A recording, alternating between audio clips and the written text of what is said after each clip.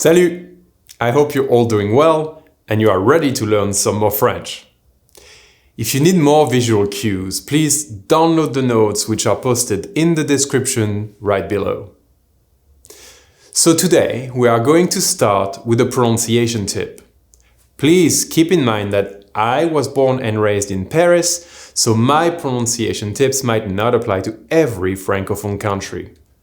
But I do think that these pronunciation tips apply to most contemporary movies and TV shows, so you should know them. Alright, we have learned about the silent E's at the end of French word, but the truth is that French people are really hungry and like to eat a lot of syllables. So let's start with the most common ones, so you start getting used to hearing how we actually speak in Paris, and hopefully start understanding us with our crazy speaking pace.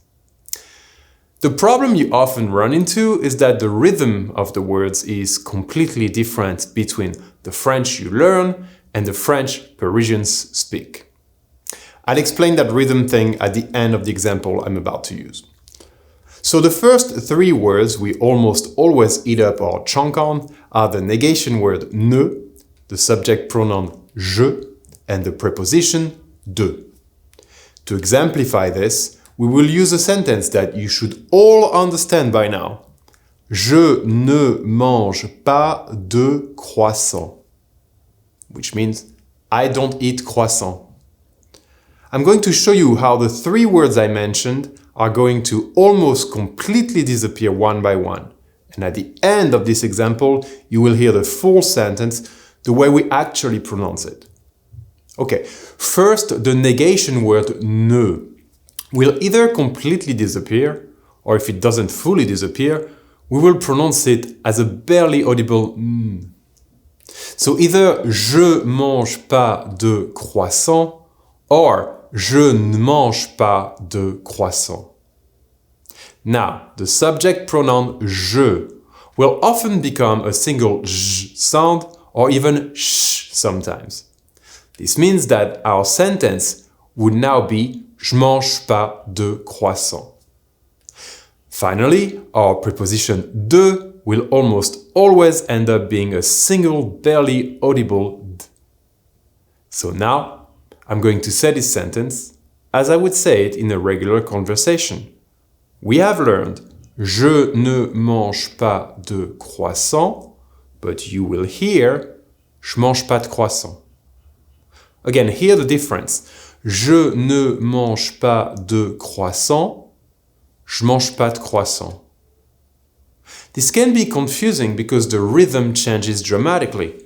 We go from je ne mange pas de croissant, 7 syllables, ta ta ta ta ta ta ta, to 4 syllables, ta ta ta ta. Now thinking of this rhythm I talked about, listen to the examples again. Je ne mange pas de croissant becomes je mange pas de croissant. And remember how I said the subject pronoun je becomes sh sometimes? Well, here's an example you'll hear every day. Je ne sais pas, which means I don't know, will almost all the time be pronounced je sais pas. This is because the je becomes the single sound j, and we remove the ne, so j, and the sound s from the word c'est becomes sh. This is why we say je sais pas. Again, je ne sais pas is pronounced je sais pas. Alright, another problem is homonyms. But homonyms are not a French thing. They exist in every language. Some examples in English are, for example, the word I'll, as in clean up on aisle 4, and the subject and verb contraction I'll, as in I will. And even there, and there, as in they are, and it's, as in it is.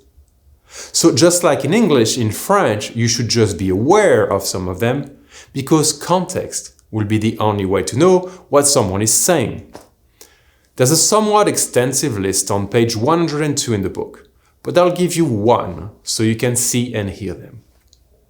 The words in French for water, up, and the preposition at, singular and plural, are all pronounced exactly the same way.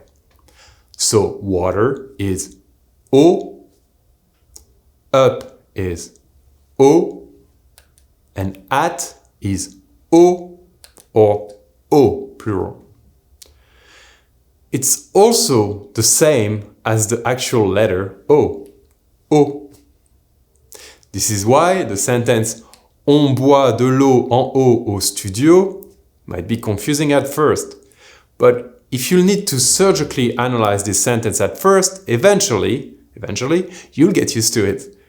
By the way, this sentence meant we drink water upstairs at the studio. On boit de l'eau en eau au studio. Also, did you remember to like this video? Of course, only if you like it. If you dislike it, you can also do that, even though it doesn't really do anything on YouTube anymore. But in any case, I'd really appreciate if you'd let me know if you enjoyed this video.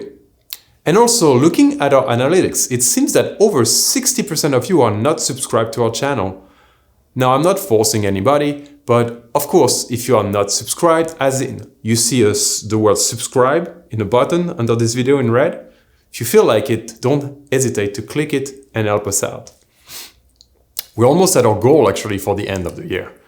So any click would help. All right, sorry for the aparté. Let's go back to our lesson. Next, we have already seen the verb faire, which means to make or to do. And it's conjugated je fais, tu fais, il fait, nous faisons, vous faites, ils font. If you don't remember this, please go back to lesson 6. I'm just going to quickly give you 4 more expressions with the verb faire. First, we have faire la cuisine, which means to cook, as in Fred fait la cuisine, which means Fred is cooking.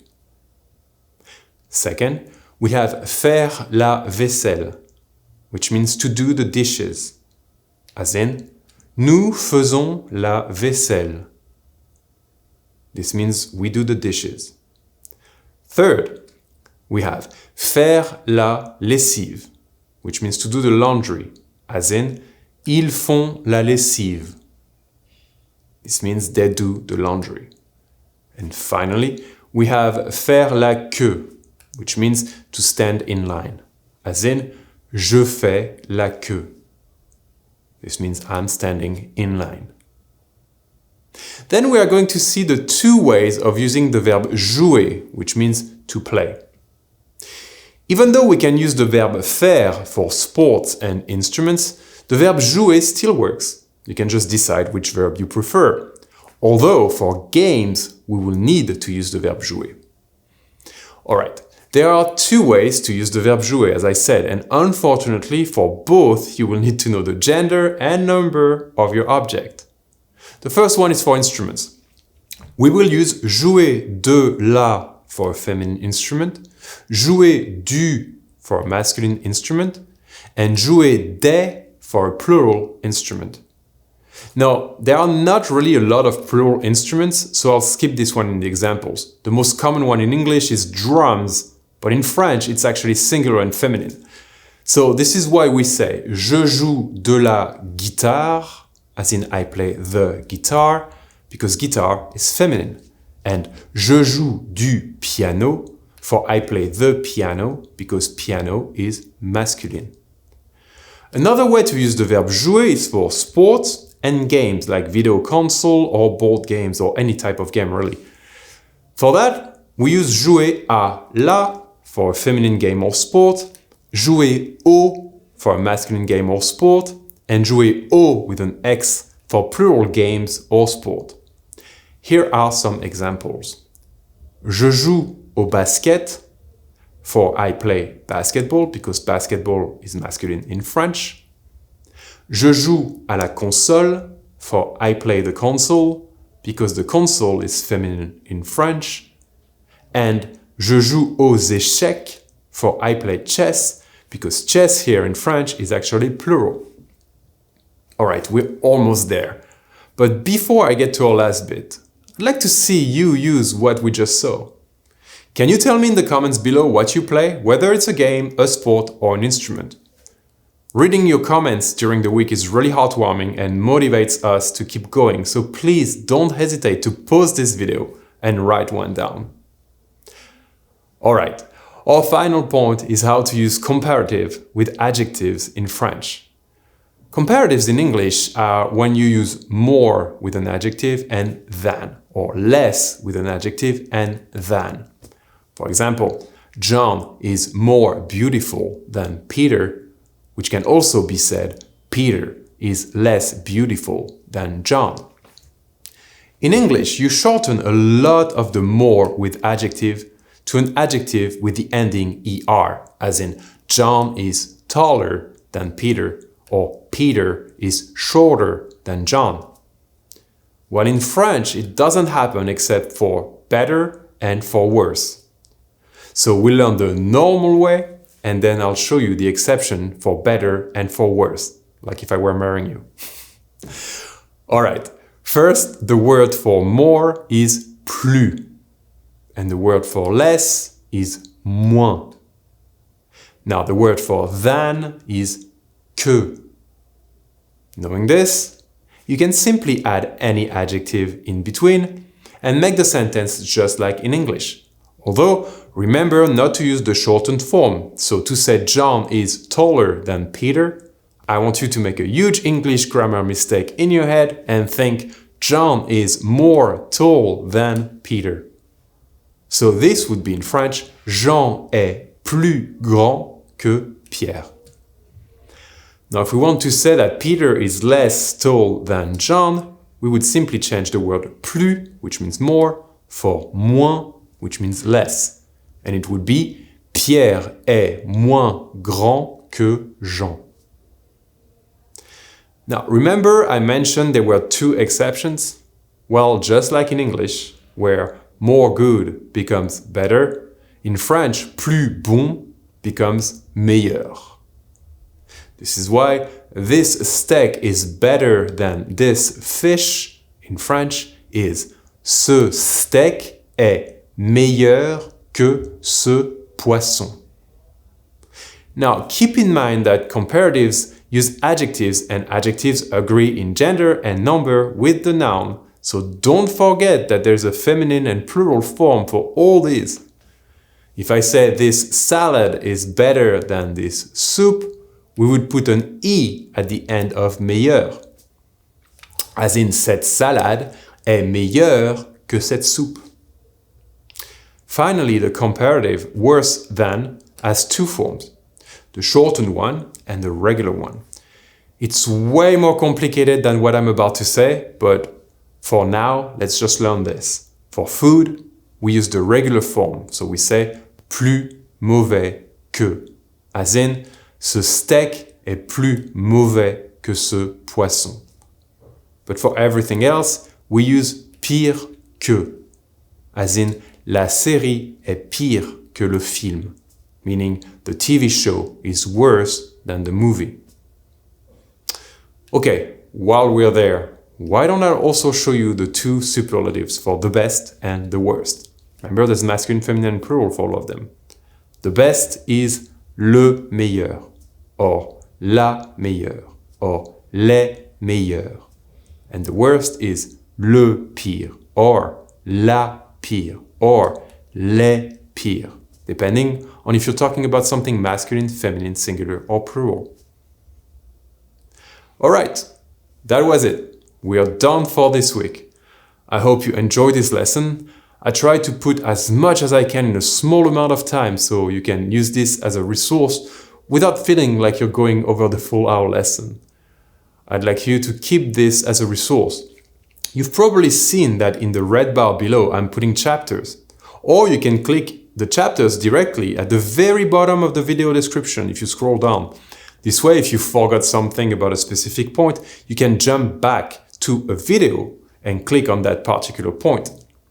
Why don't you try this with the verb faire, for example? I mentioned this earlier. I said we learned it in lesson 6 and you can go back to that lesson if you need to. Well, this would involve going on our YouTube channel, scrolling down to the lesson and clicking on lesson 6, then hovering your mouse over the red bar below and finding the chapter The Verb FAIRE and clicking there, or expanding the video description and go to the bottom and clicking on the time code that says The Verb FAIRE. Alright, in any case, and without any further ado, I wish you a great week and I'll see you on the next one. Au revoir.